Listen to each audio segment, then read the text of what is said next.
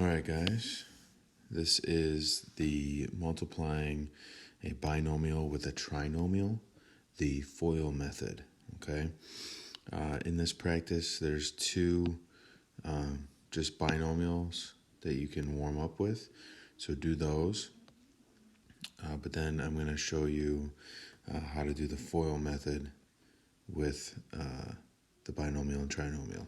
So we don't technically call it FOIL when we're doing this because there is no, first, outside, inside, last terms. It's all just distributing, okay?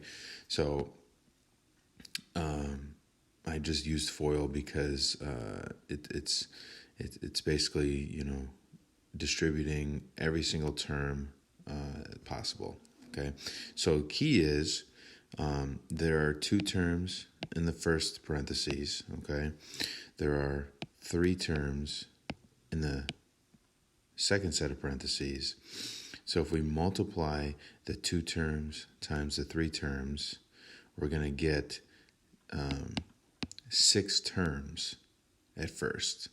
Okay, you should have 6 terms when you multiply all these together. All right, and then after you get the 6 terms, we can combine like terms and condense it down. But at first, you should have 6 terms when you multiply. All right, so I'm going to get rid of this, and I'm going to make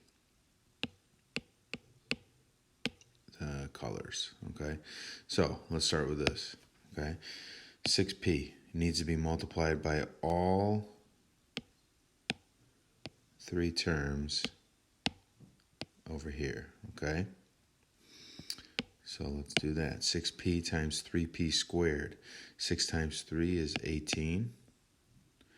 P times p squared, well, there's 1p times 2p's, so it's p to the third.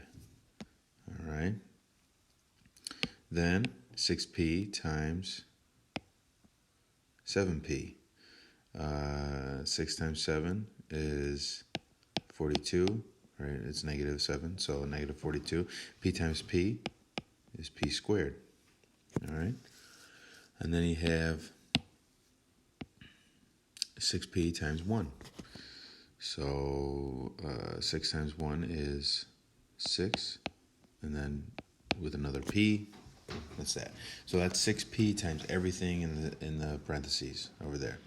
Now you do the negative 8 times everything. Okay.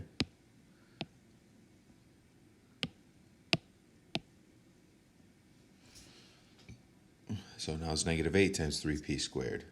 Okay, so let's do that, which is negative 24, and then p squared. Okay, just bring the variables with. Okay, negative 8 times negative 7p. So negative 8 times negative 7 is positive 56 with a p. And then negative 8 times 1 is negative 8. So count how many terms I have now. I have 1, no, that's confusing. 1, 2, 3, 4, 5. I have 6 terms. So far, I'm on the right track. Okay. So now I just have to combine any like terms. All right. So let's get a yellow. All right. So I don't have any other p to the thirds anywhere. So that comes down. 18p to the third.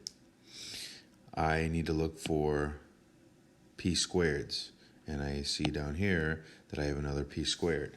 Okay, so negative 42p squared minus 24p squared is negative 68p squared. Okay, let's get teal.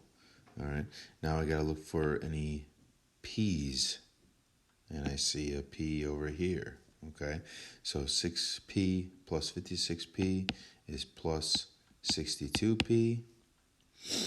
And then I have a constant with no variable. That's negative 8. So now I'm done. I have a p to the third, a p to the second, a p, and a constant, okay?